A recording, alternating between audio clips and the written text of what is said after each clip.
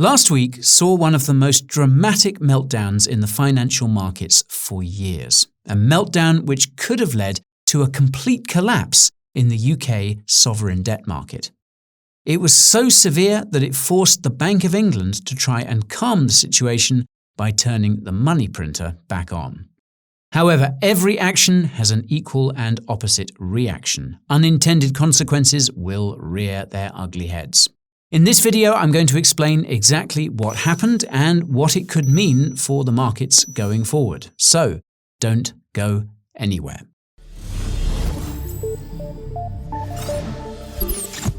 Now, I assume that not all of you have been keeping up to date with UK politics recently, and to be honest, I don't blame you. So, 3 months ago, then Prime Minister Boris Johnson was forced to resign, having lost the faith of the Conservative Party.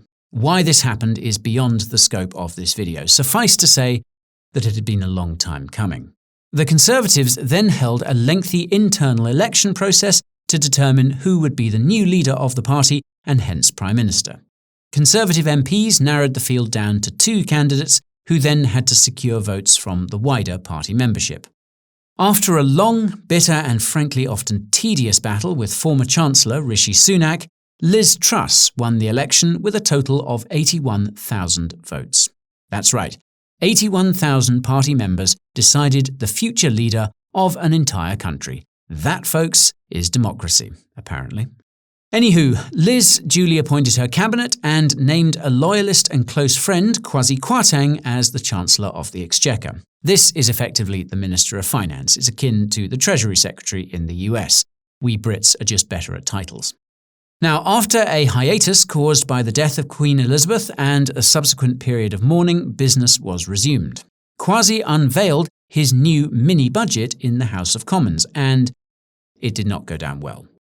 Now, one of the most contentious parts of this mini-budget was a tax cut which was overwhelmingly favourable to the rich. Kwasi effectively scrapped the top 45% tax rate. Now, this of course meant that the government would be short of change, £45 billion to be exact. More on that later. Now, if that didn't sufficiently dent the market's confidence, then the energy subsidy certainly did. £60 billion worth over the next 6 months. However, it's not only the cost that we would witness over the next 6 months that's the issue, it's the cost of this fiscal package over the next 5 years. By some estimates, this could be as much as £161 billion. So the inevitable question naturally arose: how on earth is all this going to be paid for? Well, what does anyone do when they want to spend without earning income? That's right, they borrow. The thing is that markets are not all that happy to invest in the sovereign debt of a country that's becoming less creditworthy. They're also not too happy to hold the currency of a country that is likely going to feed further inflation with reckless fiscal spending. The result was an unprecedented shock to the markets. The pound hit a near all-time low of $1.04 in the early hours of Monday morning. It had many people, including myself, wondering whether parity was on the cards. But the collapse in the pound was not even the worst of our concerns. That's because the moves in the gilt market were even more alarming. Now, for those unfamiliar with archaic British fiscal terminology, gilts is the term used to refer to British government bonds. It's a shortening of the term gilt-edged securities, fact fans. Now, in the wake of the mini-budget announcement, foreign investors began dumping their gilts as they digested the news. The scale of the selling was so bad that it was the worst day in the UK gilt market since 1990. According to the head of UK rate strategy at HSBC, quote, "The moves in long-end yields were nothing short of incredible. The gilt market was in freefall." As a result of this sell-off, there was an unprecedented rise in the yield on gilts. Now, over here you can see the charts on the yield of the longest dated gilt, 30 years. It's quite hard to appreciate how crazy moves like this are in a 30-year instrument, but this was one for the record books. They went from about 3.6% on the 22nd of September to over 5% the following Wednesday, the highest level in 20 years. And it's not only the fact that the yield was reaching such crazy levels, but it's also the speed at which they were moving. Here, you can see the volatility around these yields. It's pretty crazy. So why is this a problem? Well, if you were an investor who got exposure to gilts synthetically, i.e. through derivatives, you would need to post collateral to fund these trades. But it was even worse for those investors and institutions that had entered derivative agreements that were exposed to moves in gilt yields. The largest investors of this type were those who employed an LDI or liability-driven investment strategy. For those unfamiliar, this is an investment style that attempts to hedge out liability exposure. And those with the most exposure to longer-dated gilt yields were pension funds. That's because their liabilities, present value of pension payments, are discounted using applicable interest rates. Now, I've linked to some resources that explain LDI in a bit more detail down below. But whereas older LDI strategies just involved holding longer-dated government debt, new strategies involved complicated interest rate derivative structures in what are called LDI funds. These included the likes of interest rate swaps, gilt total return swaps, swaptions, and other complex instruments. Not only that, but these were leveraged up to 4 times. This meant that those pension funds, or indeed anyone who invested in LDI funds, were exposed to outsized moves in interest rates. They would need to post collateral as their derivative hedges unwound quicker than they could raise the cash. Now, I know what you're thinking. Who on earth structured and developed these LDI funds? Well, that would be the likes of BlackRock, Insight, Legal & General, and their ilk. It's pretty crazy to think that your mum's pension is being hedged by the likes of these chaps. But hey, this is the world of fiat finance, folks. It's like an iceberg with a whole lot of risk lurking beneath the surface. Now, the point is that pension funds were in a deeply unfortunate situation, as they were forced to post collateral on derivatives trades that no one had anticipated. This meant that these pension funds had to conduct a fire sale of their assets in order to free up liquidity to post this collateral. Apparently, some funds even made calls for cash to employers backing their plans. According to the Financial Times, outsourcing group Serco provided £60 million after a request from pension trustees, something incredibly unusual for such a well-funded scheme. But the rush to sell assets had an even more perverse effect, a self-inducing chain reaction that could actually have brought the financial markets to a standstill. Basically, in order to realize that liquidity, these pension funds needed to sell other assets to free up cash. Well, it turns out that pension funds hold a lot of gilts as well. Not only that, but these are among the most liquid assets they hold, and thus some of the easiest to realize for cash. Hence, pension funds started dumping their gilts too. This, of course, meant that there were further falls in the prices of these gilts and rises in the interest rates on them. Higher rates, more collateral calls on leveraged LDI trades, more gilt selling. It's a spiral of gilt fire sales and collateral calls. Things were getting seriously out of hand. There was a legitimate concern that this could devolve into a full-blown financial crisis. And unlike in 2008 when it involved banks, this would have involved the £1.5 trillion pension sector. According to a senior London banker quoted in the same FT article, quote, "At some point this morning I was worried this was the beginning of the end." He also added that, at that time, there were no buyers of long-dated UK gilts. According to Kerin Rosenberg, Cardano Investment Chief Executive, quote, "If there was no intervention today, gilt yields could have gone up to 7 to 8% from 4.5% this morning, and in that situation, around 90% of UK pension funds would have run out of collateral." For reference, Cardano Investments manages LDI strategies for about 30 UK pension schemes worth roughly £50 billion in assets, and nothing to do with the Layer 1 blockchain project.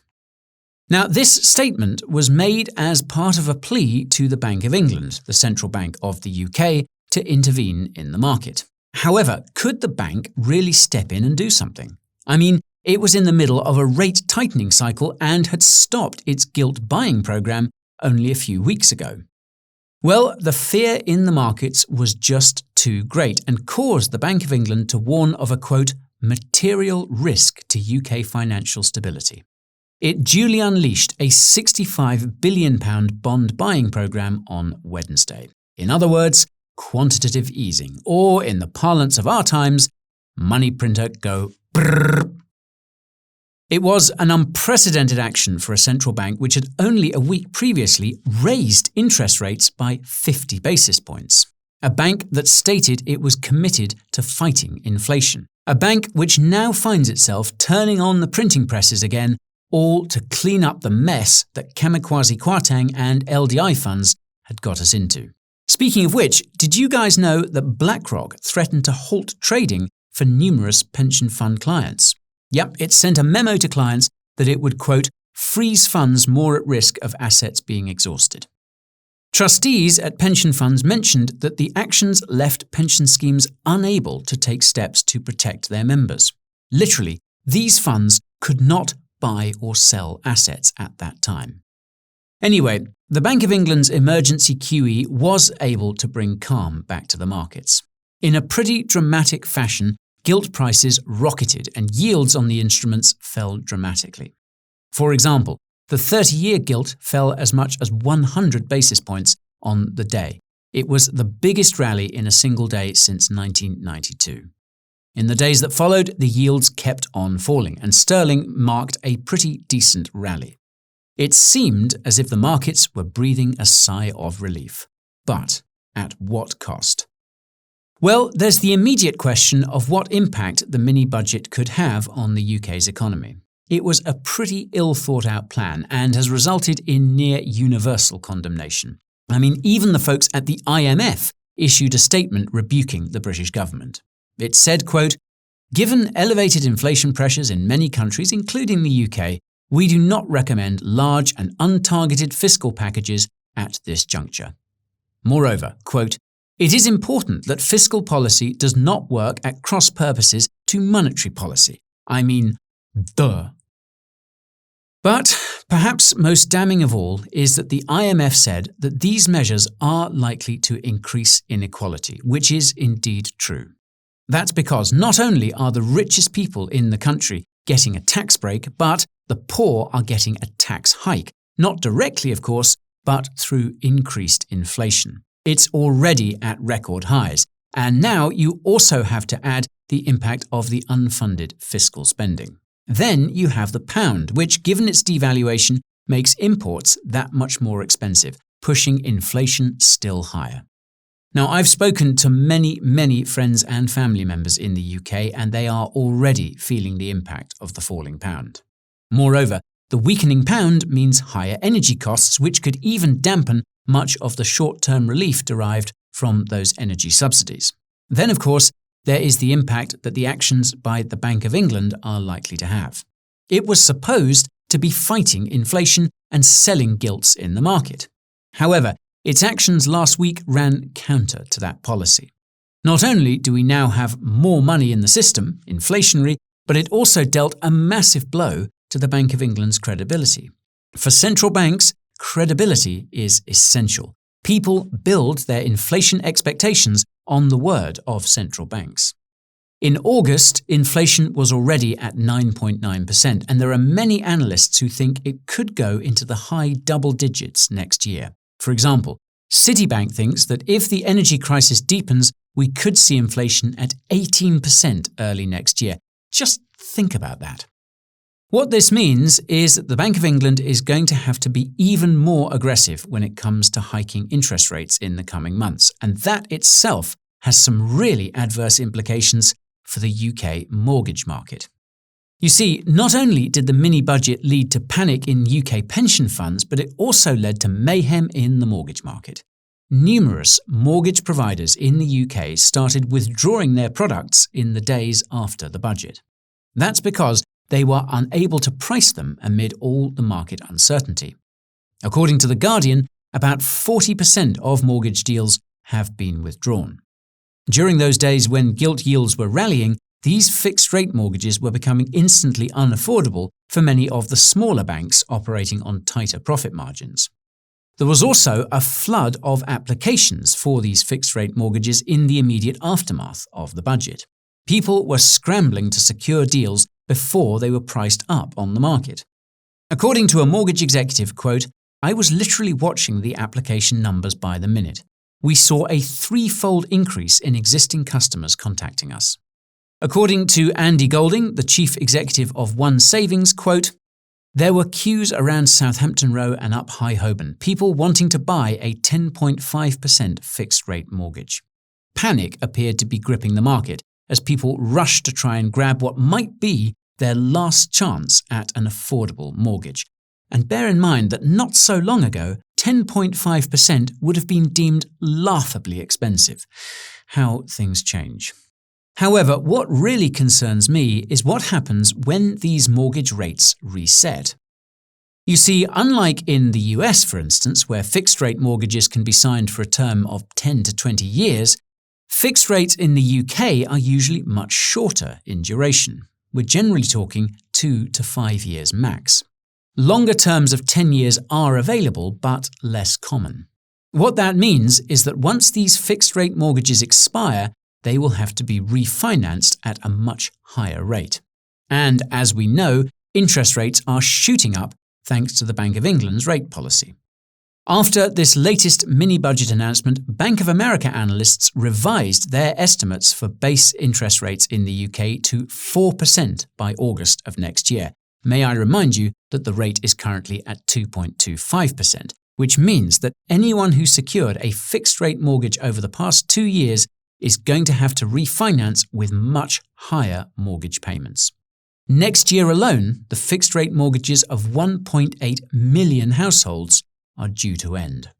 Now, according to data from Bloomberg Economics, the cost of a 2-year mortgage will rise by 70% by March of next year compared with January of this year.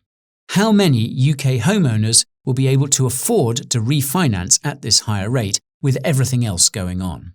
Could it exacerbate the cost of living crisis and further squeeze ordinary Brits, all while the rich squirrel away those supposed tax break savings they've been handed? Well, at least we have our super secure pensions to fall back on, right? Okay, time for a few of my closing thoughts.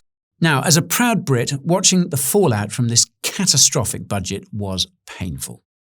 That's because not only was the aim to reduce taxes for the rich, but given how haphazardly it was planned and rolled out, it's the poor who will ultimately foot the bill, all at a time when things are already tough enough for many, many people.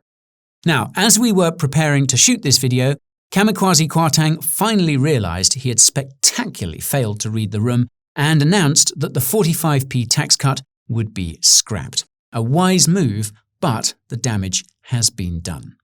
The collapse of the pound and the fall in the gilt markets led to some severe market stresses that almost brought pension funds to the brink. Pension funds where the ultimate beneficiaries are likely to be middle-income earners with limited nest eggs. Pension funds where the trustees were duped into leverage by high-flying LDI funds from the likes of BlackRock et al. A budget that ultimately led to cascading collateral calls that threatened to drive the UK gilt market into the ground.